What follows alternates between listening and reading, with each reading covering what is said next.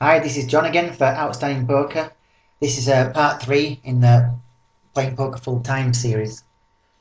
It's only going to be a short video, and this is the final part, which is going to be about dietary stuff and exercise and stuff like that. Just a little bit of information to try and hopefully give you a slightly extra edge over our opponents. Um, Obviously, we want to be playing our A game as much as possible.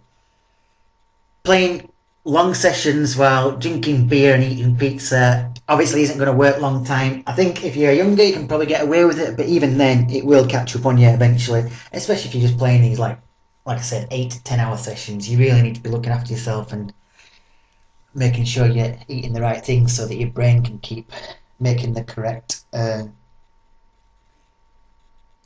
decisions. So,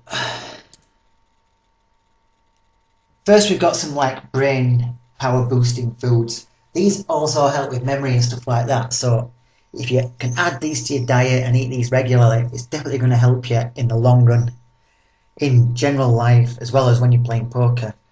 You've got your whole grain foods there, which is usually the stuff like the brown bread and stuff, oily fish. You can get an omega-3 supplement. All the berries always seem to be really good for you, especially blueberries. They seem to be like classed as one of the superfoods, which are really good for your brain and remembering things, etc. Pumpkin seeds, I've never tried them. And then you've got your veggies. Nuts always seem to be a part of these brain boosting foods. And also remaining hydrated at all times, so make sure you're drinking plenty of water when you're having these sessions. It's all pretty obvious stuff, but so what else do we have? These also, I think a lot of these help with your concentration as well as memory and stuff like that, as well as keeping your brain awake. Concentration killers. Obviously, multitasking is never good when we're trying to play poker and we've got Twitter open and Facebook and responding to emails.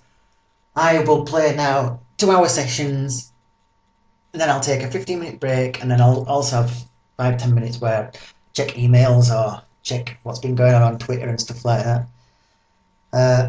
And to try not to do that when I'm actually playing.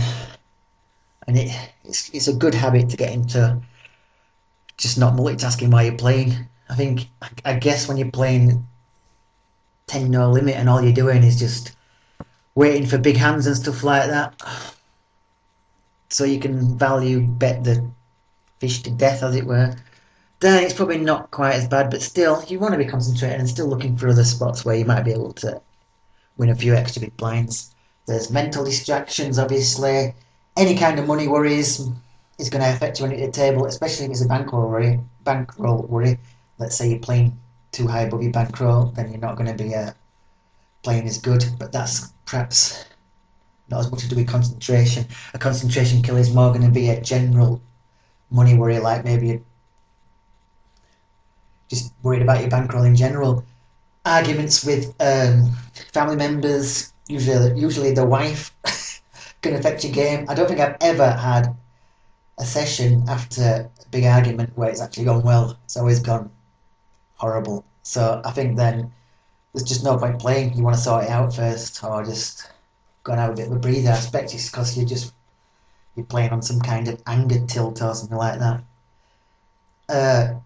Fatigue is obviously not a good thing. You do need to exercise, of course. This is going to help boost your energy levels, but then you can go too far the other way and actually just exercise too much, and then you're not going to be able to concentrate properly because you're falling asleep at your laptop. Is obviously not a good thing to be doing when you're supposed to be concentrating on playing poker. So you have to make sure you don't overdo the exercise, or you might be tired from working too much. And if you are tired from working too much, maybe then that'll be a good time to actually just review some hands rather than actually just playing when you're too tired.